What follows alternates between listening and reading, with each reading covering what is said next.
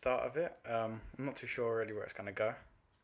I like to try and get 10 episodes out before the end of the year. I think that'd be quite good. Yeah. But yeah, I'm here with David Coyne. Hello. Yeah.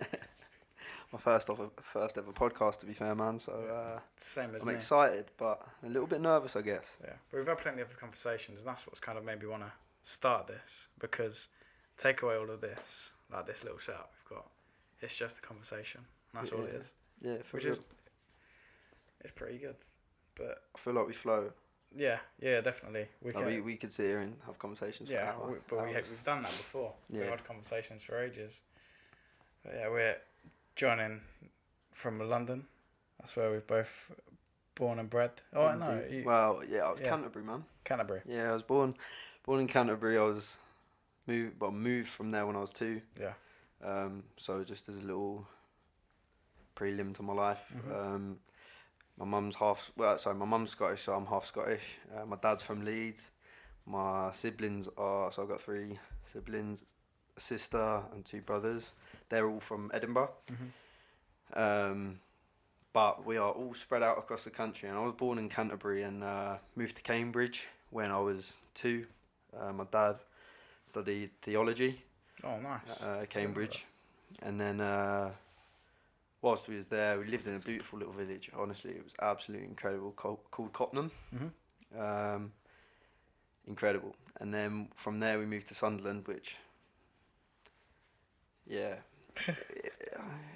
it raised me. We'll put it that way. It raised me. I learned some valuable life lessons there. It's good. It doesn't matter where you come from. It matters about where you end up, especially places like that. So I've grown up around South London. So I've gone from Lewisham to what's it, Orpington. Yeah, all over the place, and it's a mix of people.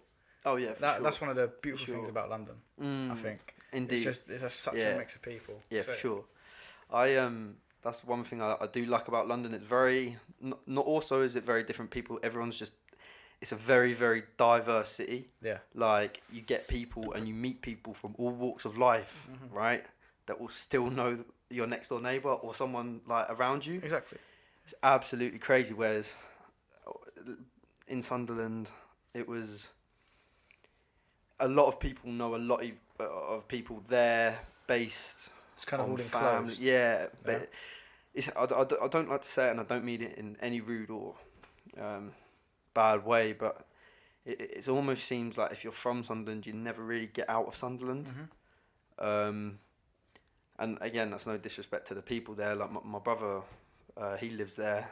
He just got married actually, and then random. Don't know why I'm chatting shit.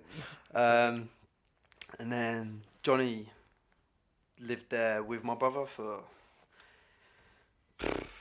6, 7, 8, 9 years, something like that. I have no idea. Like, he lived there probably even longer actually, because he moved with us, and I was when I moved to Sunderland, I must have been about 5. Yeah. I was about 4 because we was there for about 8 years, 9 years, and I remember spending my 11th birthday in London. Yeah. Yeah, that was. Was it a big change coming down from there? Because of course it's kind of, I've never been, but from what I know of it, it's quite a, like you say, enclosed area. And then coming down to London, and bits of London are enclosed, but there's so much more opportunity. Like it's 20 minutes under London from most places in the M25. Yeah. So it's like, was it much of a change coming down? Do you know what? Yeah, I didn't really think of it like that. Nah. As a kid, I didn't really go into Central that much. I had a few friends a couple times where we went a couple times.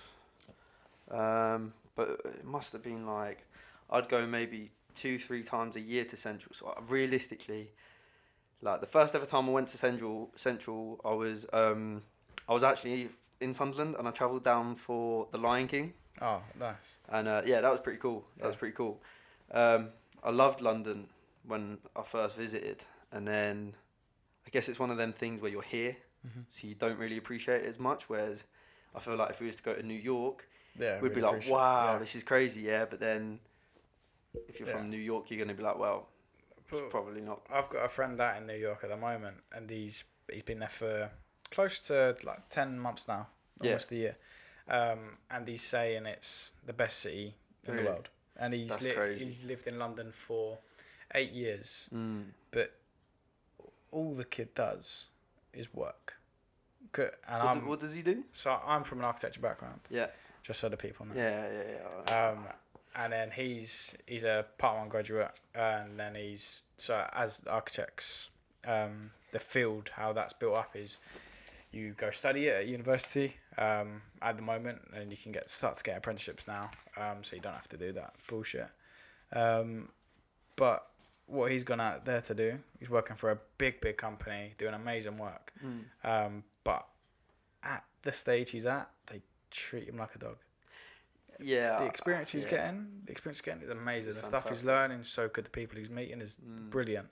From all walks of life, because everyone wants to go to New York City. Yeah, I understand. I think it's the same with a lot of places though. Like especially London. London is of course, it's a melting pot, and that's why I think it's beautiful, because I work uptown, go up there every day, and the different faces you see and like their journeys to get to that point. Yeah, it's crazy, because it really they come from all over the place, and especially when you're in town, you see the people with that drive. And the thing is about New York City, that is what New York City is. Like it's so small. Yeah. In comparison to here, it's tiny. But then there's how many millions of people living there. Yeah, it's crazy. My ex-girlfriend, she her uncle lived out there. He's got an apartment out there and things like that. She visited, goes and visits her cousin and things like that out there. But she loves New York, man. She lived there for I can't remember now, like up to a year, 2 years, something like that. Just living out there, it'd be one hell of an experience to do that. I think, sure. Because going out there, experiencing the life, experiencing the people, it's going to be completely different to anything that we've ever experienced. Yeah, experienced. Yeah, for sure. And it's going back to what you said about all different walks of life, like, and it's crazy. You said he got treated like shit, but how old is he? God, 27. Yeah. So I mean, I'd have expected it a little bit better. Like, obviously, by the time you reach 27, I guess it obviously depends on the profession you're in, man. But like, for example, but he's only just started. That's the thing. He just started a bit later. That was all it was. Yeah, for sure. So I mean, with every single job, you're gonna excuse me. With every single job, you're gonna have the same things. Like, football is so. I'm gonna explain and introduce myself technically, apart from my background, because you've already heard that. But I'm a football coach, and I'm hoping to get to the Premier League, and I will get to the Premier League. You will. I will get to the Premier League. So yeah, football is a difficult one, because you literally have to start off nowadays, unless you play pro football. But no, professionally, you're coming from the standpoint of a coach. Yeah. So from my understanding of it, I've never been crazy into football, but from looking at you and what you've done already, it's so hard and it's so easy to just do it as a hobby. So easy too, because that's what most people do. Yeah. But to do it as a profession, some people take you as a complete joke. But then for sure. For you, your drive to it, you've gone around the world of it already, and you've been not even out of it a year. Yeah. And you've already gone around the world of it, which is insane in any profession. If you're able to get out of your comfort zone and do it, even though London and England is, I'd say, the best place for football, would you say? Depends what standpoint you're looking at it from. A financial standpoint, as I don't think London specifically. Oh no, sorry, the UK. Oh, the UK. Yeah, for sure. London. Don't get me wrong. Yeah, London is huge. Like, you've got clubs like Arsenal, Chelsea, Fulham. Not that they're a big club, but no offense. Sorry if you're a Fulham supporter out there. Like West Ham, all the they've just got the Olympic Stadium, things like that. Yeah. Like, there's so much money here, but in terms of as a scale as well. Oh yeah, sorry, Tottenham, of course. Mate, that stadium I've never been. Beautiful. Well, yet. Yeah. I really want to go there. It looks fantastic. I will get there and I will go there. But one of my pals from university, his dad's got like executive seats or something like that. Yeah. So they can have I'm not sure how it works with that sort of thing. I don't really look at it in too much depth, but pretty sure he gets a he can go into like a box or something like that as well. But he was saying the stadium's crazy. They got like cups that you can fill beer up from the bottom, like just well, so I've seen. Never experienced it, but I'll definitely go there for sure. But in terms of looking at football from a global thing rather than just an inner city thing, with finance at least, like not just finance and experience, because from what I see, like the Premier League, that is the UK. Yeah, pretty much. Yeah. Like, so I studied football studies at university, and for everyone out there, it's like, how can you study that? Yeah, we get that a lot. But there's so many things that you can do in football and university for it. Like we learned psychology, sociology sides of it, biology, obviously, health, nutrition, loads of different things like management, coaching. Literally, the list is endless. Principles of practice and play, things, you know. And when people, and I don't know anything about football. There's never been my background, never brought up with it. Played it once or twice, and then you play it with friends. But when people say that when you study football and you're so into it, and footballers should be making the amount of money they're making, I don't think they understand the effect of what football actually has. Yeah. Really? Because recently we've just had the Women's World Cup. Yeah. Nowhere near as big as the men's, but the amount of people that's inspired. It was crazy. It was crazy. Yeah. Like if you look at like not last, but previous women's competitions, how many people seriously sat there and watched it? Exactly. We broke records for the UK. Yeah. At least watching the girls out in, where was it, France it was out in, wasn't it? But the amount of stick footballers and football gets as a whole, I think is crazy, because the amount of money that it produces, they're stupid amounts of money. The amount of people that flock to the UK and flock around the world just to see football. Yeah. Like the superstars that have come from it, superstars that are our age, so we're early 20s, and then of course the legends that have gone and passed. It's going to be like cemented forever. For sure. Now, this was always a massive, massive topic at uni that everyone liked to discuss. I mean, we learned a lot about it in first year particularly, but one of the subjects was, so for people that don't know and are kind of clueless about how finance works in football, I'm pretty sure the latest TV rights bill was 9.6 billion, 8.6 billion. So correct me if I'm wrong. I'm going to have to look this up now because that's really inspired me to just look it up and find out the actual figure. TV.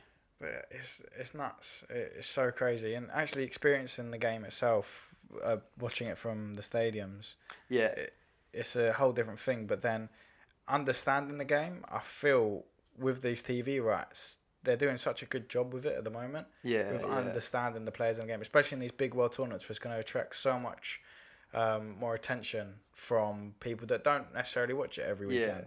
And then it's going to get people more into it as well. So I'm still trying to find out the numbers of it.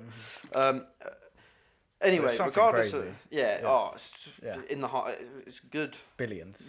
With a B. And the question was always asked, will it stop at a certain point? No. Now, I've discussed this a lot again at uni with a lot of colleagues that I went to uni with, a lot of colleagues I've worked with. And the thing is, a few of them have been like, it's got to, like, there's got to be an end point. We'll have to stop. But I don't think people realise, like, that football is that big of an inspiration and for not financial income to the country. It's spoken about quite religiously in Parliament. They talk about it because look at the figures of it. It's insane money. Like, we're talking billions. That was the last TV deal. And literally... And that was for how many years? 4 years. I think it might... I'm gonna have to... I don't want to say anything and it will be completely wrong. So I'm gonna seriously have to look this up. But with that, like, regardless of the amount of money, because I understand it is in the billions, but if it's for around 4 years, that's insane money. Oh yeah. That's just for TV rights. Yeah. That's just the rights to broadcast. That's not even, because from them, what, in a business perspective, the TV licensing companies, or the broadcasters, sorry, they're going to be thinking, oh, we can make profit for that. That's a good deal. 9 billion. Then they're going to be making ridiculous amount of money from that. So, this year, it's for 3.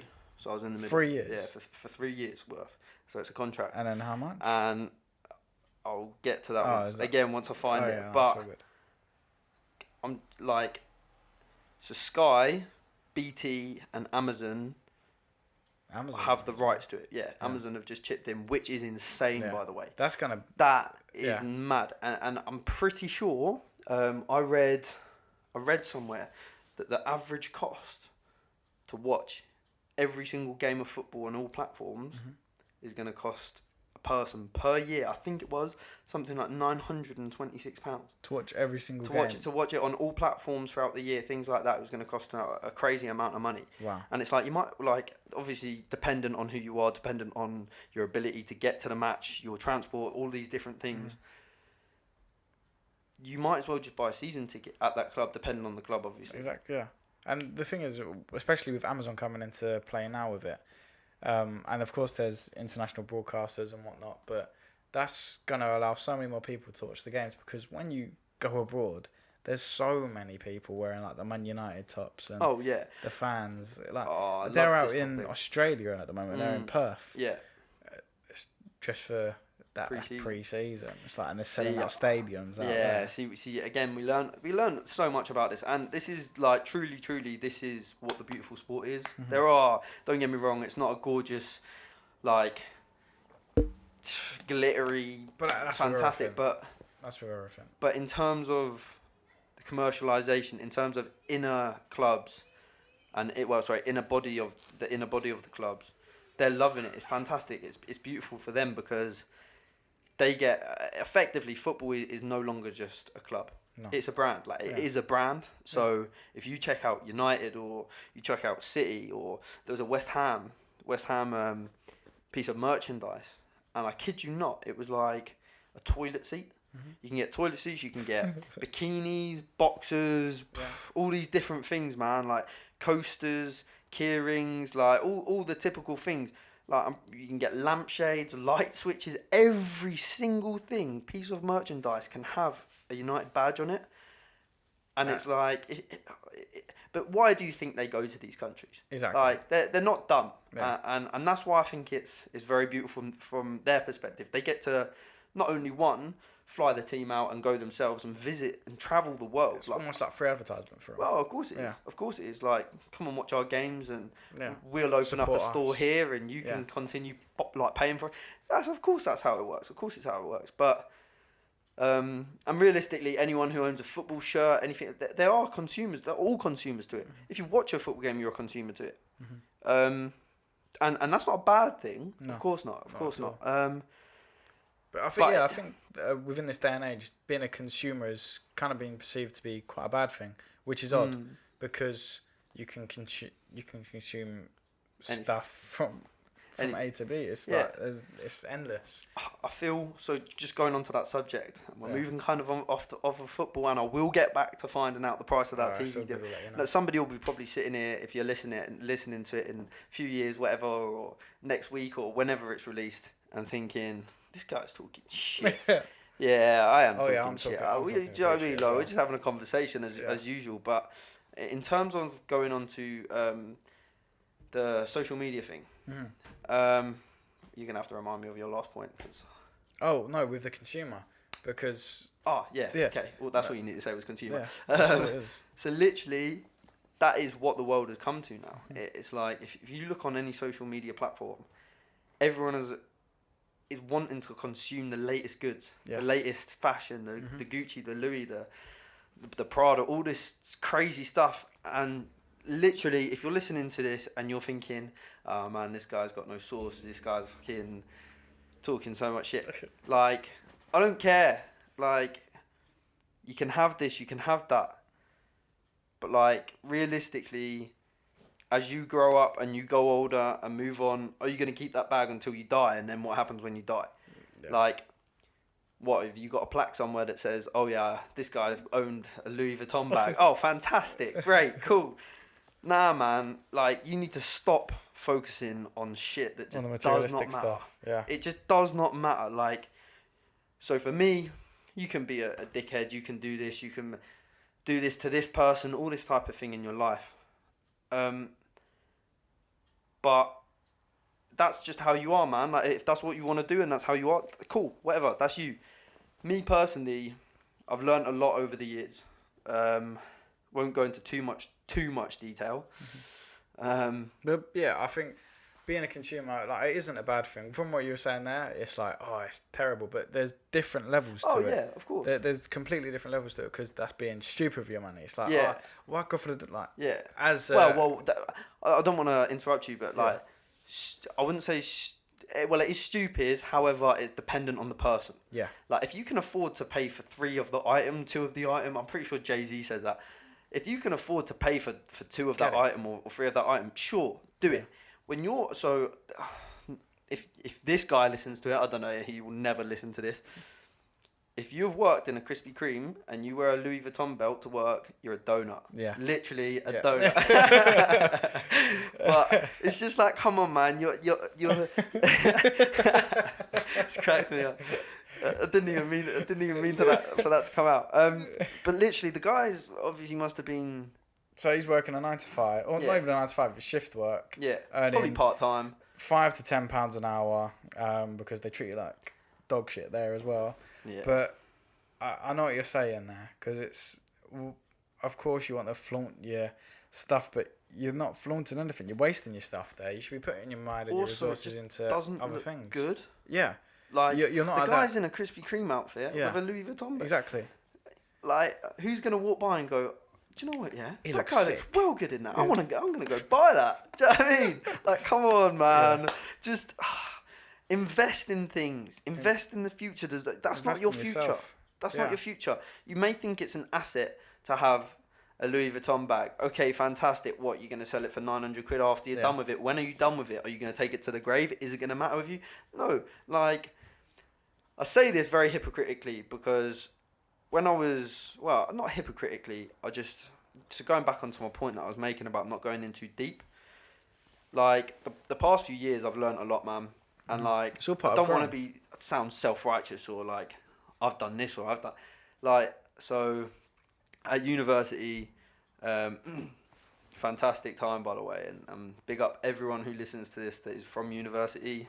You helped me through everything massively, and that's going on to the next point, which is kind of mental health. I guess, like, I'm just rambling and just talking to you and to everyone that's listening to this, but man, like, mental health is so crazy these days, so crazy. We'll probably flaunt in and out of different subjects, like topics and this and that. I may go back to some and if we remember what we're saying, but mental health these days is crazy. Now, I had my first experience, and this does link in with the whole materialism and materialistic, whatever it is, part of society nowadays.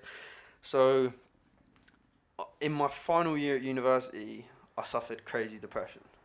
Now, again, my ex, I'm not naming, fantastic, like, good on her. She helped me out so much throughout that year, and I was very lucky with the situations that I had.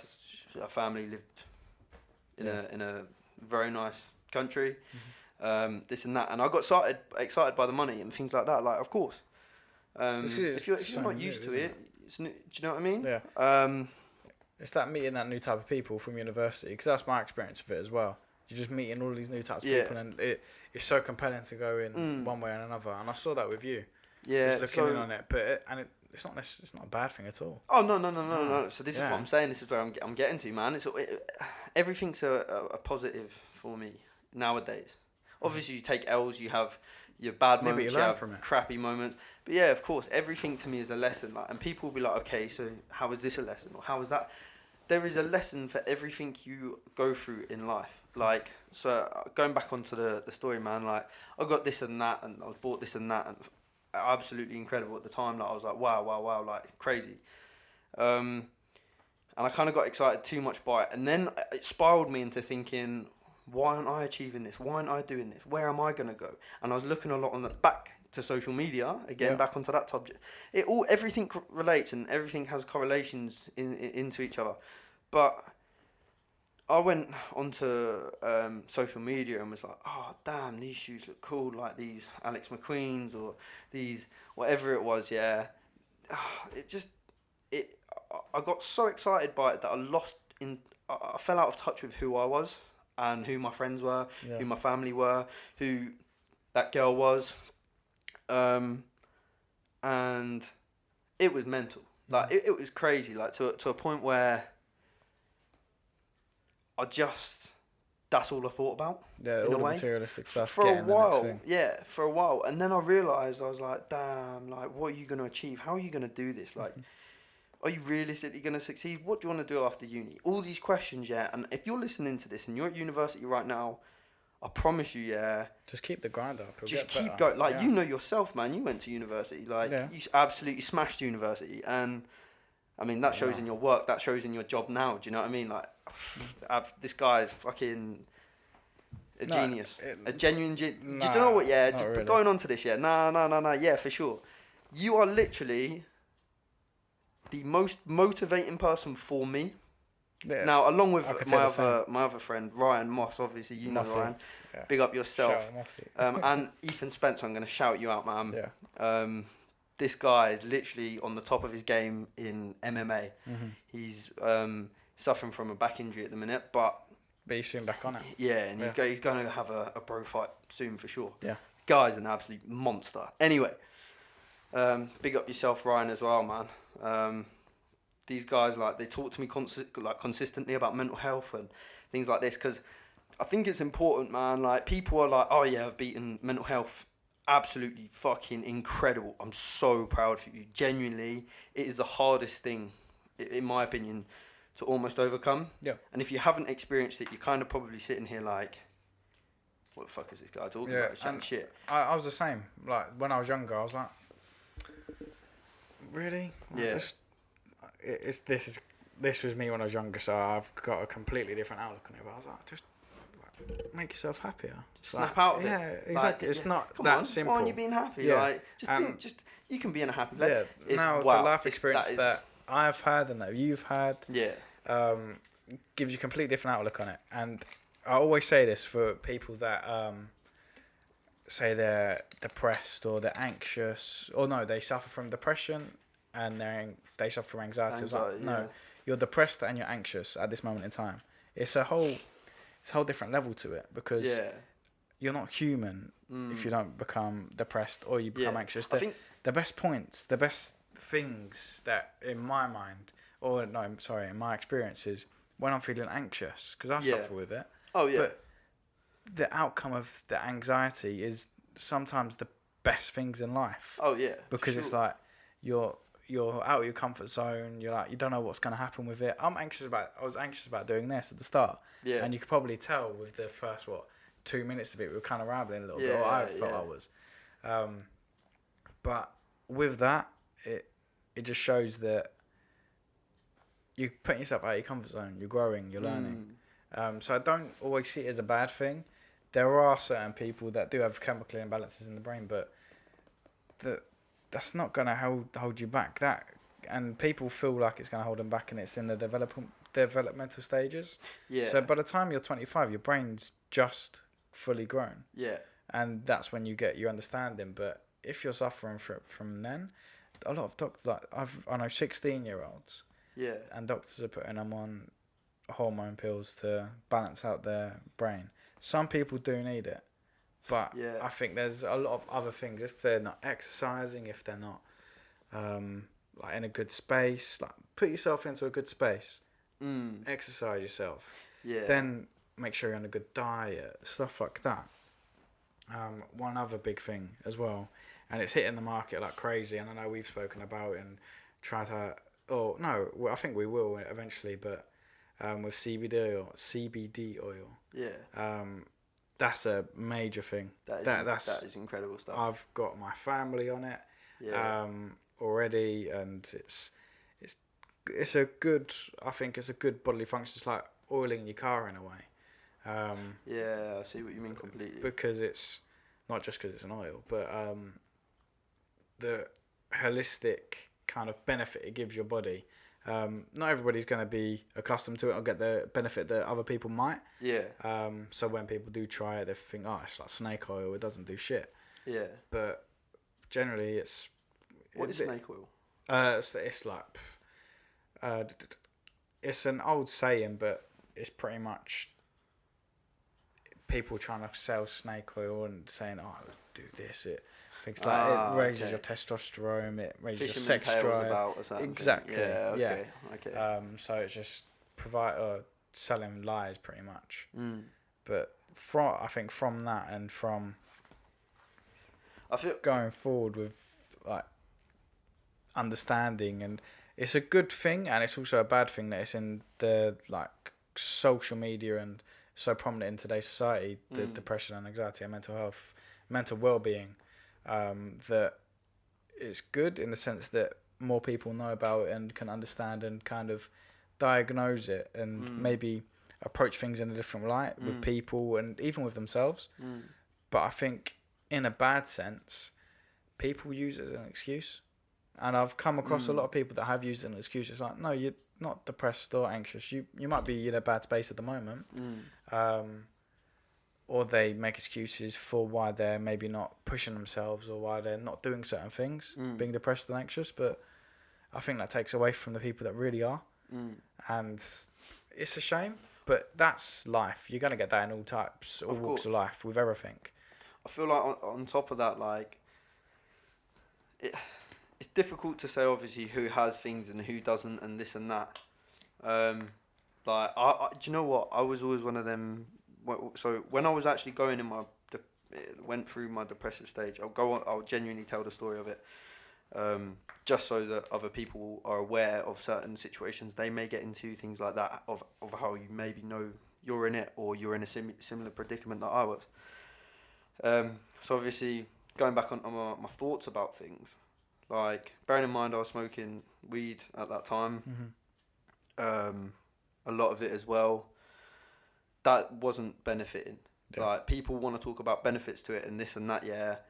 There are, and I've done a lot of research on this, peer-reviewed research and things like that. That was the benefits of being at university. You could read all these fantastic articles. And off on a tangent. That was the beautiful thing with it, was you were able to read up on these incredible, like, research studies that taught you all these different things. Now, like you said earlier, your brain isn't fully developed, or you aren't fully developed or whatever until you're 25. So if you're under 25 and you're smoking it religiously, the chances are you may end up having brain disorders. Yeah, and I'm no doctor or psychiatrist. No, but that's what's been whatever studied. It is. But you are very inclined to suffering a certain type of mental well-being disorder. Like, I was using it to suppress my emotions at the time. Was you doing that knowingly? Was it almost? Do you know what? It wasn't, and then it was. Yeah. It kind of. I wasn't aware of it, and I was like, I'm just a bit shit today, or I'm just a bit. And it ended up me thinking, like. So I'll go into the story first. I'll explain the story. So basically, as I said, after all this, while I was thinking all these thoughts with that previous person, I was also thinking all the thoughts on myself and, like, what I was like as a human, and am I being right to people that I care about, and am I doing this, and am I doing... You think about so many things through life, and when I was at university, I snapped at a few of my friends. Like, I'd lock myself away for 2 or 3 days at a time, literally. Yeah. They'll know, like, the people that were with me and shared that house. There was 6 of us, or 7 of us. Anyway. That's also a big thing as well. Yeah, it's having the right people around you. Yeah, no, not even that, but you're taking yourself with university, and especially when you go away from home, you're taking yourself out of that environment that you're you consider home and Yeah. your safe space. Yeah. And then you're meeting all these new different people, and Yeah. you may know they will be your best mates Oh, yeah. for life. Yeah. But you've only known them for maybe a year, 2 max. Yeah. It's crazy. And then going back to what you're gonna go on to with the effects of it all, but that situation itself is nuts. Yeah. It's crazy. It is. And it's a very good thing to put yourself in that situation, to learn about yourself. I'm gutted I didn't go away from home with it, because I feel like I don't know. I feel like I've been an adult since I was 16 in this mindset. Right. Okay. But Yeah. Have you ever lived alone? No, not yet. Okay. You could say between the ages of 17 to 18, I was just in a one-parent household, and the parent was working all the time. Yeah. But How you fend for yourself and what you do with yourself in that time as well. I guess. Anyway. if you do, if you don't, no. But you know exactly what you're on about fending yourself. You've done it for 3 years. Yeah, but in terms of like with a parent actually. So what I'm saying is like there's an actual household leader, but then you're never with them all the time. So then you're I guess it kind of must feel like, well, do I do this and are they going to react this way? But then when you live by yourself, you don't have to give a shit about any of that. Yeah, because you are literally doing everything for yourself. Yeah. And that was the beauty of it. But anyway, I'll go back onto this story and then I'll finish it and we will discuss it. So obviously I snapped out at a few of my friends, locked myself away for a couple of days at a time. Just literally, it was just doing normal things like playing Xbox and that. But I just didn't really want to have the social aspect of everything all the time. And then I did. It was almost like it was never attention. It was never anything like that. I just wanted to be around good people all the time, right? But then it also got to the point where I was lashing out at stupid little things. Yeah.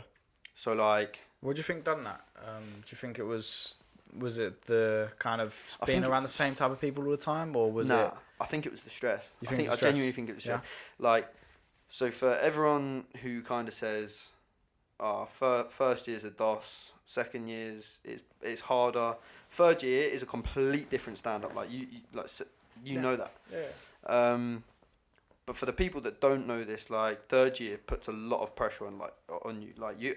So for us, we had to get our dissertation done by, I'm pretty sure it was like January or February. So that's I'd say 4 months worth of work. Yeah, something. Because you start October. And that's a 10,000 word essay with primary, secondary, tertiary research. You know what I mean? Yeah. Like that's difficult to do, but. It was also my problem I was lazy with it. That was my problem, and I'm not even going to back down to that. Like I had a fantastic tutor at the time who probably ended up did giving up on me in terms of certain respects. Like, but at the same point, I had to go through the things that I went through. Like I was going through a lot of shit at the time, so it's like, and I'm not using that as an excuse. I don't mean to use that as an excuse, and you shouldn't use that as an excuse. You should focus on you, but obviously people have things going on in their lives as well. And I was just enjoying being a clown, trying to make everyone laugh and like trying to be everyone's best friend. You're enjoying the social life of it. Yeah. Well, not even that, because we didn't even go out that much in third year. It was more of a... No, but the social aspect of it. Yeah. No, Social doesn't have to be going out. It could be staying in, like, you were 6 of your best mates. Yeah. With them. Yeah, and literally that was where we came into it a lot of the time. Like, we was literally every day or... Sorry, Mum. She won't hear this anyway, hopefully not. But depends where it's played across. But I was doing crazy stuff with my friends. Like we didn't touch anything else or anything like that. It was literally just in a house kind of smoke out, chill sesh thing. Yeah. And we it was a weird one because it almost come to the thing where it's like boredom. Yeah. So you just did it to fill your time. Mm-hmm. So it's like, I was never addicted. I wouldn't say I was I don't think you could ever really be addicted. I mean, the feeling was good, but it's like, I could have stopped whenever I wanted to. Yeah. With you, I think it was more of a kind of, it became routine. Yeah. I'm very good with routine. I think the addiction and the routine, they tread the same path, but they're different in a way, because you weren't addicted. It wasn't like you had to have it. That was all you could do with it. But the routine, it was like, I'm here with all my mates in the evening, just gonna smoke a joint and this was the thing, man. It got to 7. Well, it got to 5 o'clock at night and was like, what are we doing tonight then, fellas? And then it was like, I think you know. It literally got to that point. So we was doing that sort of stupid stuff like every single night, but it was a social thing as well. Like we wouldn't just smoke it and just go away. Like also, this is another thing for the people that are listening that are kind of like against all this sort of stuff. Like I understand your reasons for it, and I honestly do. I've seen the negative effects of it. I have first-hand experienced the negative effects of it. But there are some benefits to it, and that's where now, after the depression, everything like that. So I'm going to finish this fucking story about the depression, because I think it is important for people to hear, to just be able to be like, oh shit, maybe I've gone through the same thing. Just going to settle down. All right? Oh yeah, cool. Yeah. I'm guessing you'll edit all this bit out. No. Or pause it. Oh, okay. Well, whatever. So in terms of like what was going on in terms of snapping at people, I remember I was cooking dinner once, and the dealer come to the door. My mate was just sitting there, and he wasn't going up and getting it. It was almost like I had to deal with it whilst I was cooking my dinner. I'd just come back from the gym after a day at uni or doing work or something like that. And by this time, I was just like, oh man, I'm getting a bit frustrated here. Like, dude, can you just do one thing? It's literally the easiest job in the world. Just go and speak to a guy. And he was like, but he's your guy, blah, blah, blah, blah, blah, this and that. Like, big up yourself, Jake, you're a great guy, but mate, that must have switched me over the edge. And I just flipped, and I was horrible. Like, I was a dick about it. I was really nasty.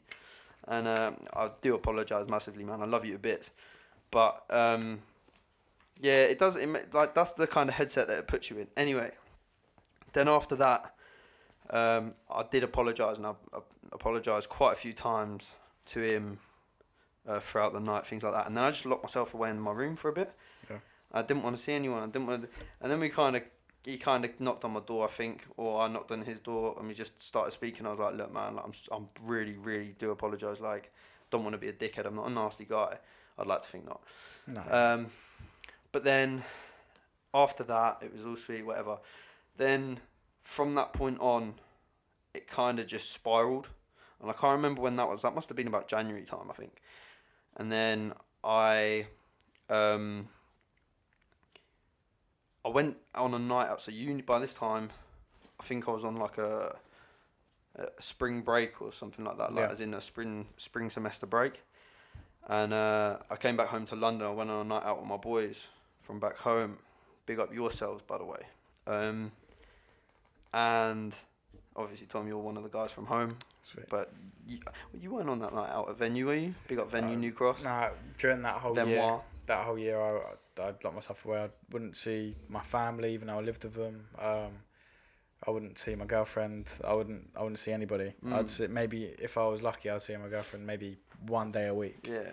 And that's gone from like being really close to doing that. It's just that third year of uni, I knew I had to. Oh yeah, man, you got cracked down, man. Yeah, I had to do it. Switch on. Because I was failing up until that point. I never failed a unit or anything like that, but I was going from getting by with the skin of my teeth, getting C's in first year, getting a B in second year, then I got straight A's in third. Exactly, man. That's what you have to do. Damn, boy. Yeah. That is impressive. Oh yeah. You can achieve anything you want to do if you put your mind to it and hard work. Man. Consistency is key. Exactly. With anything. And that's what I'm trying to do with everything I'm doing at the moment. Just be consistent with it. I think people not going too far away from what you're doing, but I feel like people have all these interests and they want to pursue all of them, and they feel like they can't. They've got to just pursue that one thing. And I think that's been a thing that's cemented when you're very young, going into your GCSEs, your A-levels, then university, if you choose to do so. But if you choose one thing and you're not completely on board with it, that doesn't mean you have to go with that for the whole rest of your life. Not, of course not. But I think if you have different interests, like I do, try and make it holistic. So all encompass everything. Make it all encompass it. This is what I was saying about you're like the most motivating guy, man. We'll get onto you in a second. All right, we'll get now. We will. I feel like the people need to hear it. But yeah, and then just going back to what you're saying with the snapping at your friends and everything like that, and being at the I'd say at that point in university, for me at least, that's probably the most stressful time, because at that point, that's where it could go bad or like amazing. Yeah. And then with everything that's going on, you're with the same people all the time. You're smoking way too much at that point in your life, and with what you were doing as well. Because people might argue, oh fuck it, like for me, I can smoke as much as I want and I'll be fine. Da, da, da, da, da. They may be saying that, but for you, at that point in your life, you were 20 at the time. It wasn't a good space to do it at that point. Yeah, if I'm looking at it in retrospect. Yeah. Likewise, but I disagree with that. With what? With it wasn't a good time in my life, to do it. And I'll explain why. Again, I'll explain things as they come. But I feel like it was a fantastic early life lesson to have. Yeah. And I needed to go through what I went through. Because that also put me with anxiety as well, things like that. Other bad situations happened when I was younger with relationships and stuff. I'm not going to go into that because there's no point talking about it. But I was hurt massively when I was younger, and that kind of gave me relationship anxiety, of course, type things. Yeah. So that was also the things I was going through my head. Like I was worrying about certain things. You're too much in your own head. And that's where the weed goes wrong with you, because as soon as you worry about things, it's like shit. Because it enhances it all, doesn't it? Yeah, exactly. It literally does. So it depends if you're on a good. Because I remember the first time I ever tried it, and I was with you. You were like, just relax. Just go with it. You're in a good space. Ride on Buckbeak's back. Exactly. But with that, from my knowledge, my very little knowledge of it, of the what's the word I'm looking for? Psychedelic. Is it psychedelic? Yeah. What? The THC, the psychedelic part of yeah. With that, with the mental or with the headspace you were in at the time, that's just like blasted it. Yeah, like 100, 10,000%. Yeah, and that goes on to the final point of my realization of depression. I wasn't prescribed with it or anything. I just, for myself, you understood. I understood the situation. Again, like I read a lot of peer-reviewed articles at uni. Again, like you're saying, you encompass all these things into your life that you find attractive based on different knowledges or different aspects of life that you want to go down, and their knowledge, things like that. Anyway, so I was in this nightclub with my friend, big up yourself, Joe, and a few other guys, and I thought the guy, like my friend Joe, I'm saying my friend Joe. For the people that don't know, obviously, like we're all in like a group. We've been friends. Yeah, me and you have been friends since we were 12 years old. Yeah, that's crazy, isn't it? Yeah. That's a decade. Yeah. A decade. Shit, it's a decade, yeah. Yeah. Mad. I always think about that. It's crazy, isn't it? Yeah. It is crazy. A decade, man. Yeah. When you're 22, and you're looking back and you're like, shit. That was 10 years ago. What was I doing when I was 12? And then you're surrounded by the good same people that you grew up with. It's there's no better feeling in my view. Anyway, back onto this Joe. Me and Joe was one of the first outside people that I met in London. Like, I knew him for a friend that I was friends with, one of my first friends, and I met him way before I ever hung out with him. And like, I remember going into school and seeing him and things like that, and we'd talk. I always thought he was a bit of a weird guy. No offense, Joe, man. But I guess all the best friendships and relationships start that way, ain't they? Yeah. Like I remember my friend Bev, big up yourself, Bev as well. He thought I was a dickhead.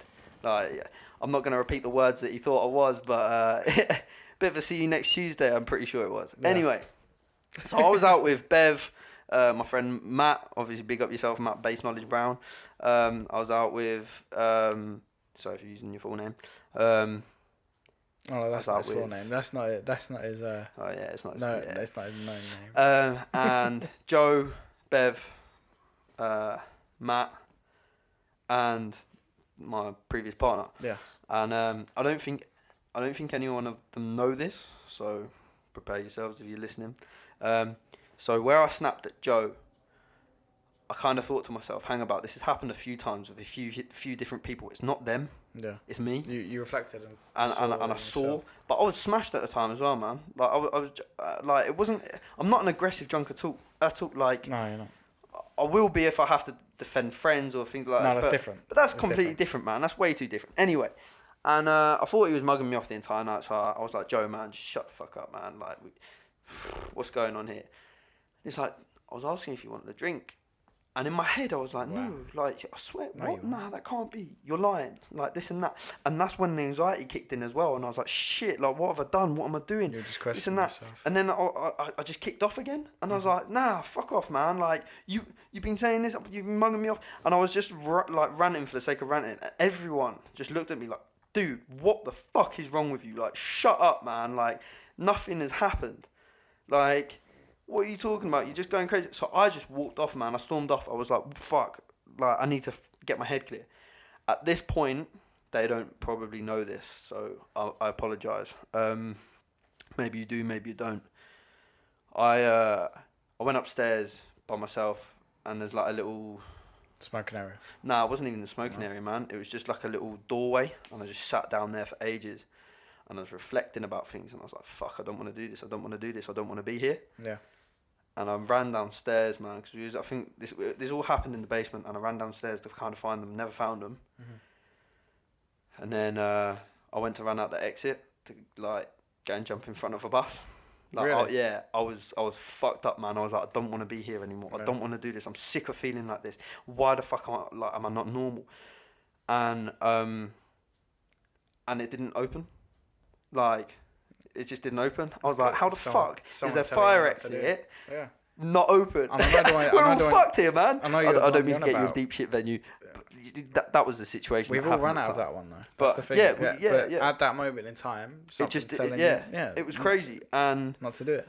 From that point on, I was like, shit, man. Someone's telling me something here. Like, I'm massively. Well, I wouldn't say I'm religious. My dad's a minister. My sister's a minister. And I've got my own personal reasons for believing in God, as obviously everyone does. But, some miracles happened in my life, and I will say miracles because they were. And this was one of them, man. Like, I was like, shit, it's a fucking fire exit. Why is this not opening?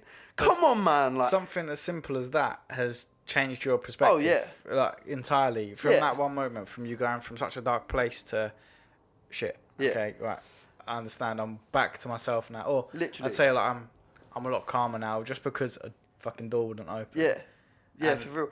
But I mean, there was other processes on top of that. Again, we'll get into it because it's all part of the story, and it's all, everyone's got their own little life journey. And the final part of the night, I found them all again, and I just stood there and was like, I don't want to use this as an excuse. Yeah, we had all made up by this point. Yeah, it was all cool. And I said to him, I was like, I don't know what's wrong with me. Like, I genuinely, I don't feel normal. I don't feel like I'm what do you here. Think? I feel like... Or was there, like, source to it? Of the depression? Or the night? I mean, alcohol definitely had an effect on the night, regardless. But alcohol is another thing. I'll say I was smashed, but I wasn't out of it. I wasn't, like, paralytic. Do you know what I mean? I was just tipsy. How much were you smoking in that week period? So this is another thing that we come on to is obviously so I wasn't. You wasn't? Because it was summer break, man. I won't smoke around my parents for any, like, just because I respect them, things like that. Like, I've had chats with my mum about it, things like that, and I love her a bit for accepting it the way she did. But yeah, man, like, I wasn't smoking any of it, and that's where it kind of hits you, and that's where you kind of actually have to deal with these problems and have to think about these things. Because as soon as you don't, that's when you need something to suppress it and get rid of that. And that was my problem, was I was always suppressing it with something, whether it was weed or whether it was a night out drinking or something with my pals. And then when I you're facing the demon itself. Yeah, and then I had to face it, and I said to them all, like, I don't know what this is. Yeah, I don't want to say it's depression because I've excuse me. Because I feel like that term gets chucked around a lot. Nah, sorry, I've got my own, man, thanks. But I feel like the term gets chucked around a lot more than it probably is and should. Yeah. And it's the same with anxiety. Now, I don't mean to put a downer on anyone who thinks they do or they don't have it. That's not what I'm saying. I'm saying, like, as you said before, a lot of people use it as an excuse. So I've had this, I've had that, whether like it's 2 weeks in your life or it's this or that. It doesn't matter what it is. Like, everyone suffers their own versions of depression, things like that. Like, I understand that. But for me at that time, and I'll say it now because I'm proud that I went through it. Yeah. But at the time, I wasn't proud of it, and I didn't want to say it was depression. Because it wasn't medically like prescribed or anything. I didn't want to put a label on it. So I was like a dark place, or a deep dark place, or dark place, whatever.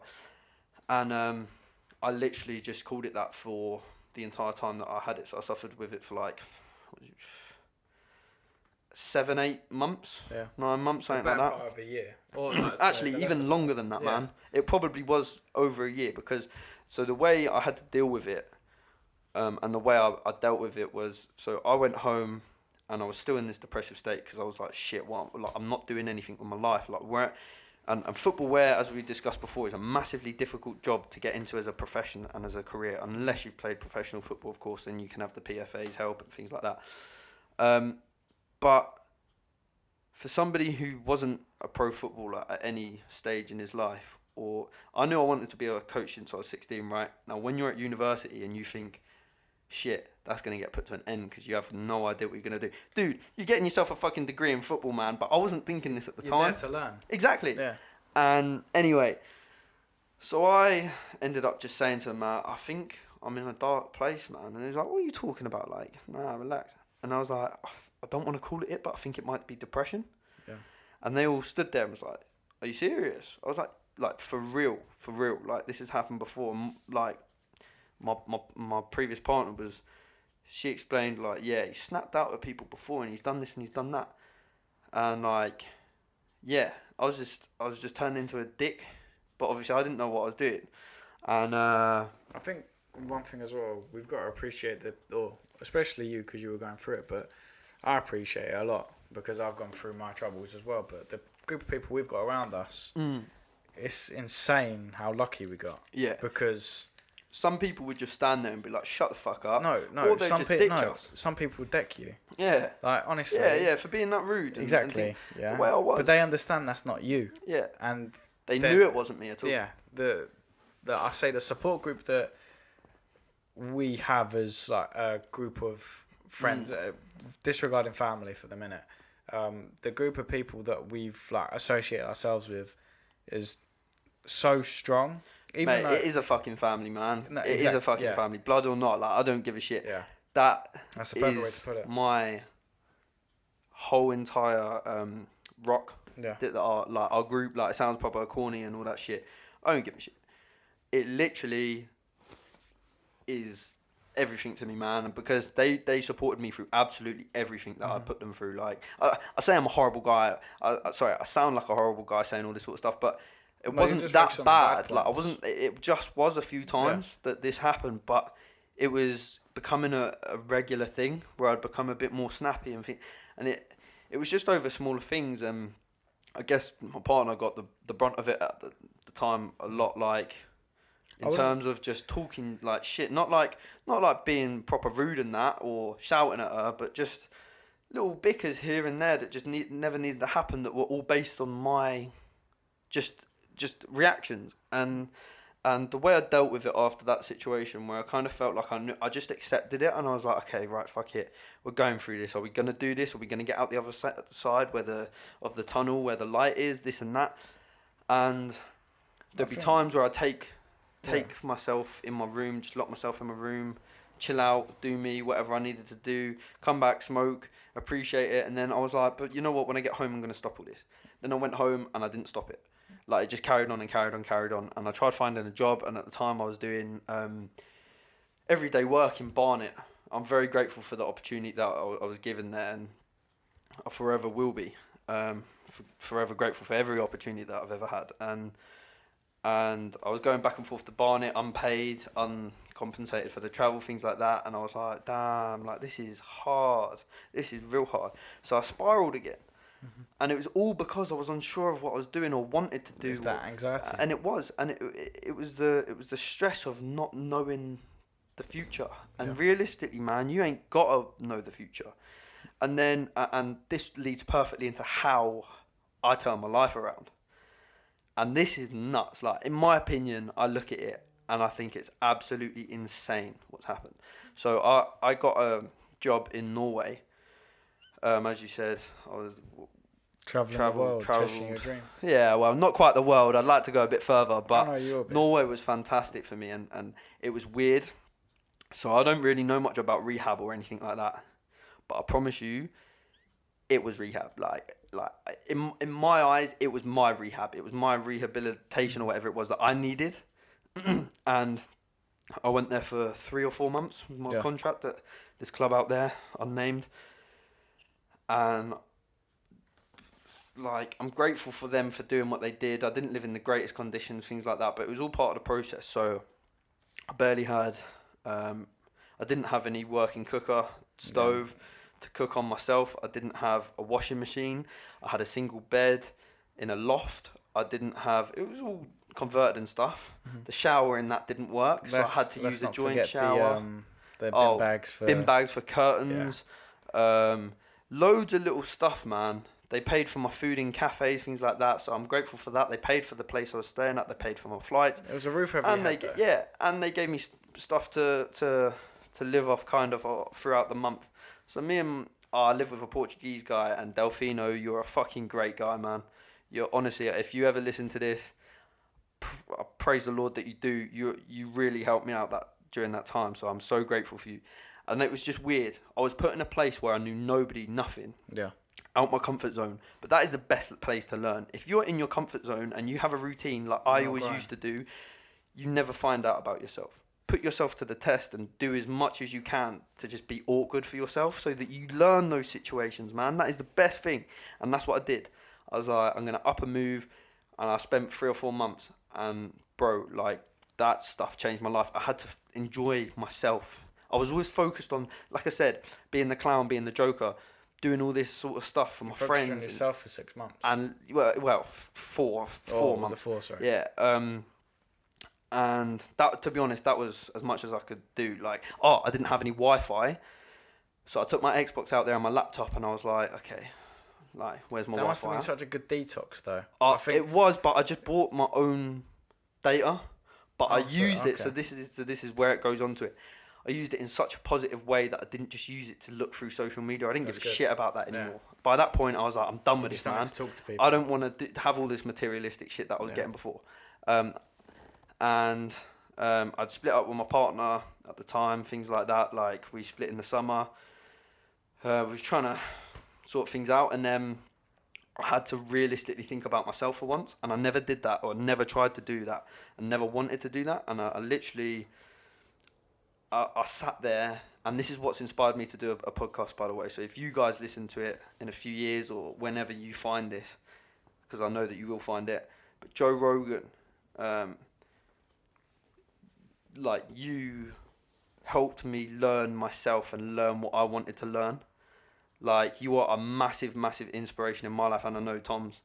And Mike Tyson, hot boxing is incredible. Yeah. Fighter and the Kid, of course. Like... your Mum's House podcast, like, do you know what I mean? So those were the 2 main ones, was Joe Rogan and Your Mum's House, and Summer Fighter and the Kid.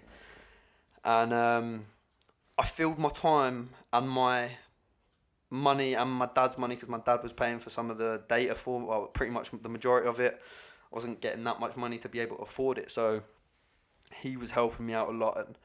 And like, both my mum and dad were, like, they were fantastic for it. And I spent my time listening to podcasts, and I kid you not. So it was the greatest, one of the, up until now, with the football club that I'm at now, that I absolutely adore. It was the greatest job I'd had up until that point, and I was just focusing on football. All the time was football, like, messages all the time outside work, literally non-stop. Because there was only, I'm not going to say how many were there, because you could look it up. But there was little amounts of people lived in this place in Norway, like, real small town. There's 2 towns next to each other, real small towns, and everyone knew everyone. Yeah. And literally, it was just what I needed to just get away from my mental space. Just think about myself, just do me. Putting yourself into that new environment. Exactly. Uncomfortable environment. Yeah. And that's what it was. Try and make friends. So I'd go to the pub with my first team manager. The pub owner also owned a shop in the town, and they would give me discounts, things like that. They were fantastic, the people that I met, a lot of them. So I'm so grateful for obviously the first team manager, for my friends that I met there. Whether they listen to this or not, you know who you are if you're my friend out there. Like, obviously I've already mentioned Delfino, but there's 2 others specifically, the couple. If you listen to this, you know who you are. And we would do little fun things together, like go to Chinese or go to the pub every weekend, or just do little things. And in Norway, it's a massive like country to cover. It's very thin, but it's very, very like twisty and turny, things like that. So we would go on these massive day out tours, like on the with the football team, things like that. And you'd be traveling like 6, 7, 8, 9 hours a day just for football games. And that's what I loved about it, man, was it was something different, it was something new. But anyway, back onto the whole mental health thing. Fantastic time there. But I was beginning to get sick of it, and I was beginning to just want to go home. And I was like, damn, like I need to feel comfort at home. So I filled my time with all these different podcasts up until the end of when I was leaving. And from there, man, it kind of just sparked in my head, because I got home and I started smoking weed again.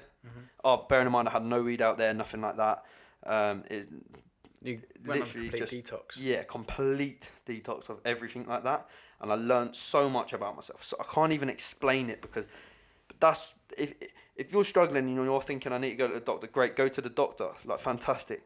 But there's also something within yourself that you may need to learn, and may need to put yourself out of that comfort zone. With the doctor thing as well, I understand that a doctor should understand everything they're talking about, but not all of them do. Yeah. And a lot of the research that they've done, or the studying that they've done, it's not wrong, but it's not correct in the right way.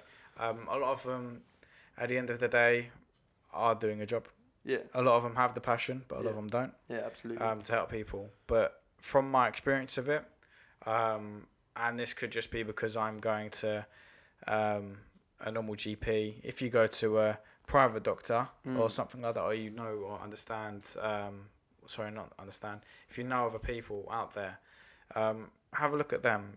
It's like when you buy a car. Yeah. You don't just go and look at that one. Yeah, exactly. You go and test look at it about around. 5, something like that. Book different test drives, different cars. So then with that, I say go out, understand what it is.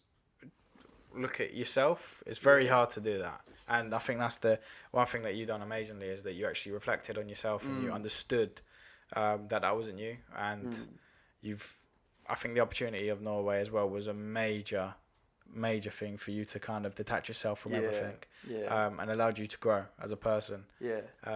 But then with the whole prescribing the mental health, or understanding what it is, people out there need to look at themselves, look at their environment. For you, that was going to Norway, taking yourself completely out of the environment you were in, and kind of letting yourself grow. But then with a whole type, if you need to be medicated as a person, sure, that might be an option, but it's not going to last forever. The medication, that is, for you to grow, you can't become dependent on it. Yeah, on top of that, sorry, just real quick, like I've known a few people to go on that stuff, and as soon as they come off it, it hits them worse because they've relied on it. So, sorry, exactly. No, I'll continue with that. Like, I'm speaking with somebody at the moment, and they've requested that they come off of it by the doctor. They've requested to the doctor to come off of it. Yeah. And of course you can't create a cold turkey. You have to do it bit by bit. And I know so many people out there understand this and know it, but there's so many people that don't. Oh yeah, for sure. It's like alcohol. If you're an alcoholic, you can become alcohol dependent, and if you stop drinking, you can die. Yeah. And it's the same with drug use, and that's why every single drug there is should be legalized, in my opinion. Just like what they're doing in Norway. They don't put people in prison, they rehabilitate them. Yeah. And this is because I'm from an architecture background. I've researched, I'm nowhere near an expert on anything, but I've researched a lot of types of different environments and processes, because as a architect or a designer, you don't just think about building 4 fucking walls. You think about the person and how they are within that space. Connect with it. Yeah. And that's what architects and designers, the trend is now. And I'd say over the past 30 years, that's really come into play. And with everything that comes from that, I'd say I understand briefly a little bit of that, because I've done my research, only a small bit of it, on like the rehabilitation stuff and the drug use, both for positive and for negative. But then with the mental health space, get yourself into a good space, decorate, change your room around. It's gonna help you so much. Get yourself out more, breathe fresh air, drink. Fuck it, you're supposed to drink 3 litres of water a day, and there's people that drink cups a day. We'll go back onto like that, because I want to make a point about that. But the ending to the story ends up me coming home. Sorry, I keep going back to the story, man. No, it's good. I feel like it's broken up, and we've discussed it, and I quite like that. I'm just gonna finish it off. So welcome, and thank you for listening this far. With that story, it ends with me. It sounds like a magical fairy tale. It ends with basically I get home and I start smoking weed again, and I realise I don't want it. I realise like this shit ain't healthy. So, bearing in mind, I've already read all these research papers and stuff. I already know what the stuff it can do, but I never really thought it would impact me the way it did. Your own advice. Yeah, and I'm terrible at that, Same. man. I give out so much better than I give to myself. So, anyway, and I realise I don't really need it for that. I want to use it for its beneficial aspects. Which are fantastic. It does help with anxiety if you have anxiety. It does help, we're talking mainstream things like actual illnesses, like it's been known to help cause and deflect cancer cells, things like that. Let's talk about that. That's not the THC though, that's the CBD. No, for sure. So, and the THC is just the psychedelic part, really. It does have its benefits, but it also has its drawbacks. I think, because I've done small bits of research into it. Not as extensive as you or as Ryan Mossy, who's a good friend of ours. Who helps us understand a lot of the kind of questions we have. But with the CBD, I think that's the point you got to focus on. If you are considering the health benefits of weed, is really good. It's starting to become much more prominent in the UK. Like Holland and Barrett, mainstream places are selling it. High street markets, sorry. And then also with, I'd say, everywhere's been selling it for decades. I don't think people just don't realise it. Like hemp oils, it's used in so many fucking shampoos for hair growth, muscle relaxants and joint pain creams. So much it's used in all of that. For sure. But get back to what you were saying. So then, like as you were saying, like we'll go into the CBD thing in a bit, because that is a really I really love talking about that sort of stuff. So we get back home. I don't enjoy it as much anymore. I do it more of a social thing. And then it comes to almost the end of the year, right? I'd graduated by this point. Obviously, I'd gone to uni, fantastic. I'd come home. I'd travelled to Norway. Sounds like a great year, but in my head. So on Facebook and social media, people do these things like, my year review, blah blah, like all this. Like if that's what you want to do, fantastic. Like I'll always motivate and stick with what you want to do and help push people through. But that wasn't my way of dealing with it. But I did put up a post. Sounds quite hypocritical. I did put up a post, but it was quite short and brief. And I just said to everyone, I was like, look, 2018 was okay in parts. I graduated. I went to Norway. And that's all I really thought about. That's all I really gave a shit about. Yeah. And I said, I was like, realistically, I've suffered mad mental health issues this year. This has not been my year. This has not been fun for me at all. I went through hell. Because it genuinely felt like that. Like I was on my knees in Norway begging and praying. that the Lord would just sort it out. And that entire time I just didn't have a clue about it, which again, I think is another miracle. Like, it moves in mysterious ways, and it is so true. Like, I had no idea what I was doing. I thought I was going there for my profession. Yeah. And although I was, and I loved my job, I learned that I do want to do that forever. I learned that, and yes, that is what I wanted. But I also went out there clueless about thinking, I'm going to sort out my mental while I'm out here. And that's what happened. Yeah. And it changed my life. And I come home, and by this point, it was almost Christmas time, November time. And I put up this post when it comes to Christmas.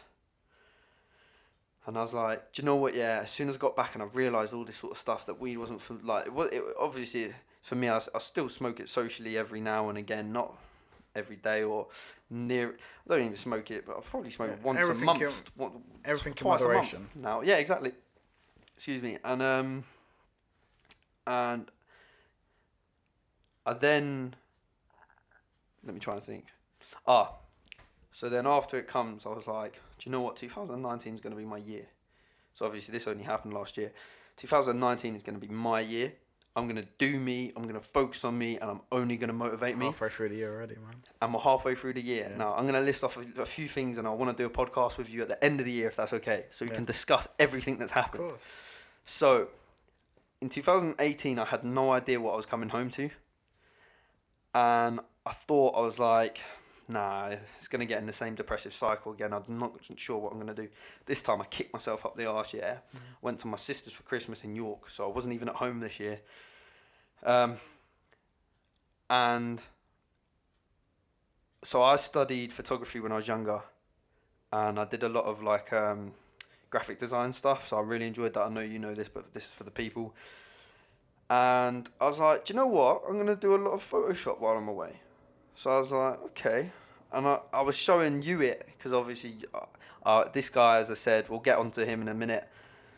As I said, like fucking an hour ago. But he inspired me to do everything that I've done up till now. And that was, so I created my own little graphic design company type thing. No, company. Yeah. Yeah. It was. Yeah, okay, and yeah. I think you continue to grow it as well, because it's a hobby and it's a passion. Yeah. Just like, and when you say, I was going to butt in, but when you were in Norway and you said, I came here for my career. Yeah. It's not your career, man. No. That you have a passion for it. Yeah. You can earn money and have a career in quotation marks from it. But not a lot of people. Very true. I see not where a lot of people have the passion and drive spark for what they do. I know where you're They getting don't have at, that passion, that drive. Because I work a full-time job now. I know you do as well. You work 2 jobs. Yeah. Listen to that as well. I work a full-time job, and I'm trying to build my brand on the side. Mm-hmm. But I feel like so many people, they might have that passion, they might have interest in something, but they don't do it. Nah, for sure. And it's gutting.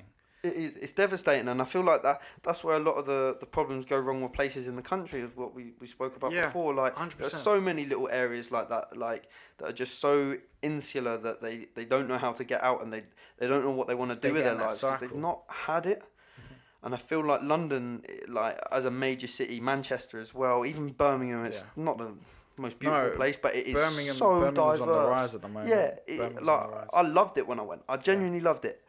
And all these different big places, there's so much to do. And that's what me and Ethan, as I spoke about before, when we went, and Ryan was there too, there's places of opportunities there, and there's places to do stuff. Don't get me wrong, you're not going to get something straight away, and you do need qualifications, and you do need this and that.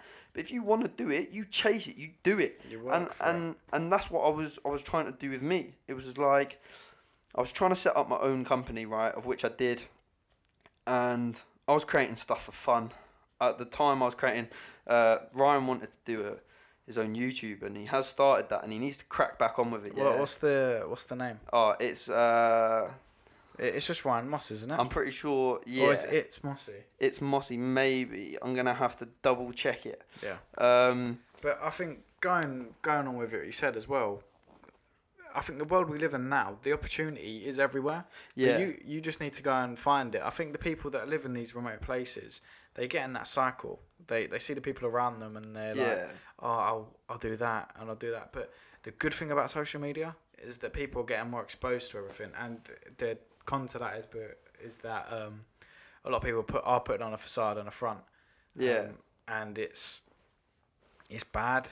That point's bad because people are trying to achieve unattainable goals. But I think with these or this exposure, with social media that it's given to the young people of today, it allows these people that are in the cycles to maybe see something they could do, something there's a passion, like video games. I understand that 100 Thieves, which is a guy called Nadeshot from YouTube, they've just made 35 million in this last quarter, or in this that is outrageous. half year, and the company itself has been around for 4 years, and it's crazy. made 135 million. That is mental. Yeah, that is mental. You can do whatever you want. Yeah. And you could work a 9 to 5. Yeah. And if it makes you smile at night, that you do you. If that makes you happy, you do you. It's you perfect. focus on you. That is what you enjoy. As long as you are happy and you're fine with life, then no one can take that away from you or anything. And that's the main goal, to be happy. Yeah, for sure. Make sure that everyone around you is healthy and happy. That's it. And that's where, like, for me, it helped the most was having the people around me. Yeah. And so I created this graphic design company, and within the first 2 weeks of doing it, I had like 5 or 6 customers in 2 weeks. One guy was from America. Like, what? Yeah. Crazy. And then after that, it continued to grow a bit more, continued to do a couple more pieces. A lot of the pieces I haven't put up, things like that. Had a lot of problems with certain ones.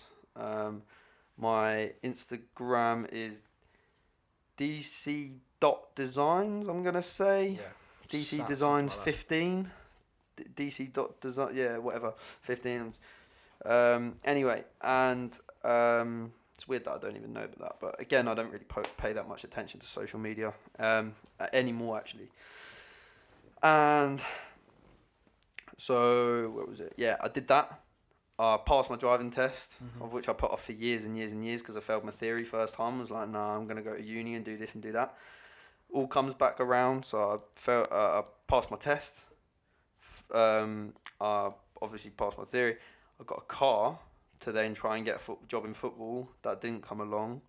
I've been in the best shape of my life, consistently going gym to work on my mental health, by the way. That's what I focus on. So if you have a passion and you want to focus on something with mental health, you focus on what is important in your life. So I wanted to get bigger, to get stronger, to get more fit. So that's what I did. So I'm currently bulking right now, but I have been in the best shape of my life this year, which has been fantastic. Don't want to sound like I'm this and I'm that again. Like, that's not me. I'm quite a chill person, but I'm proud of where I've come from, which is why I'm saying this is what I've done. And because I always said 2019 is going to be my year, and it will be my year. It is my year, and it has been my year.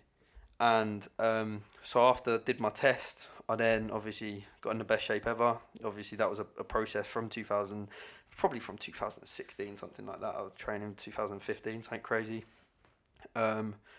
Really started harnessing and focusing on my health, my mental health, my physical health.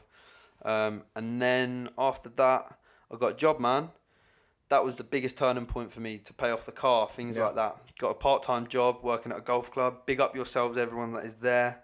I love saying that as well, man. I just want to gas up everyone. I want to make people feel motivated. Just big up yourself for everything you're doing, and big up yourself for just life, okay? For living your life and just learning the lessons you're living, man. I sound like a proper weirdo and I sound like a hippie or a tree hugger. I don't give a shit, man. If I'm thinking about it now and looking about, because I've never actually thought of this, but looking from where you were 2 years ago to you now. Yeah. It's mental, innit? Yeah. It's crazy. It's nuts. I think the thing of you beating yourself up all the time and then you realising what you need to do. Yeah. And I think that's what a lot of people need to do, if they're depressed or not, or going through depression or not. I think you just need to decide what you want to do, and it's not an easy task. Yeah. Not an easy task For sure. in itself. For me, I'm still learning. I went into architecture because I wanted to be in design. Yeah. I went to architecture because I knew I could do this Yeah. from that. Yeah. But with you, I think once you understood what it was you needed to do, you found your passion for it, and now you're making sure that everyone else finds their passion. Yeah. Which is amazing. Yeah, for sure, man. And like, there's so many people that want to tear people down, and they want to be the only one that's successful.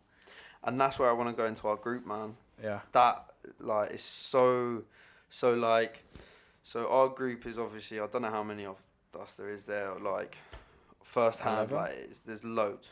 I think there's 11, and the thing is, we're a close knit group of guys. Yeah, it's not just like we have had our difficult, like we fell out in my first year of uni. I fell out with our entire group. But that's what best mates and family. Yeah, exactly. do. Of course, exactly. And I found myself out of the group, and I found myself way back in it. And this is what I always say. Yeah, and this is what Mossy says to me, man. If something's meant to be, it will come back in. Well, and Ethan, it will come back in full circle. But if it's meant to be in your life, it will be in your life. Don't go chasing things if it's not important to your life or it's not bringing happiness to your life. That is the most important thing. If you're surrounded by a group of people that are competitive against each other in a negative way, and I say in a negative way because our group is competitive in a positive way, like we all literally. So one of our friends has just graduated uni with a first, by the way. Absolutely, he is Liam. I'm going to shout him out, Liam Maynard. Yeah, pretty sure it's Maynard Arts on Instagram, 3D Maynard Art, something like that. Get him up and shout him out, man. He's just got a job. Not going to say where because obviously that's all confidential. Can't disclose any of the information about that one. But he... Yeah, so it's LA Maynard _art. So LA Maynard. Yeah. MAYNARD _art. Yeah. Have a look, check it out. It's good. He's come from being rejected. Oh no, yeah, it's amazing. Wow. I come from an architecture standpoint, and the visualizations that he produces from that, and the understanding of it. Even though he's done it subconsciously, the understanding of the building and how he's modelled it and everything like that. And just go and look at his art. It's just amazing. go look at it, and you'll see what we mean. It is better than any. So it's game works, but it's environmental. Am I correct? Yeah, but the thing is and I want to get into this as well. Yeah. We got so much to talk about, man. Damn. I don't think it'll all be within this because of course not. We've been going for an hour and a half already. Man. But I'm loving it. I think the trend at the moment, and this is amazing for what he's doing and what a lot of other people are doing as well. The 3D arts environment coming up today is going to be so impacted, not just with video games, not with just architecture rendering, which have been in for years, and movies with their special special effects, but going forward with augmented and artificial reality. Wow. That's augmented and AI? virtual reality.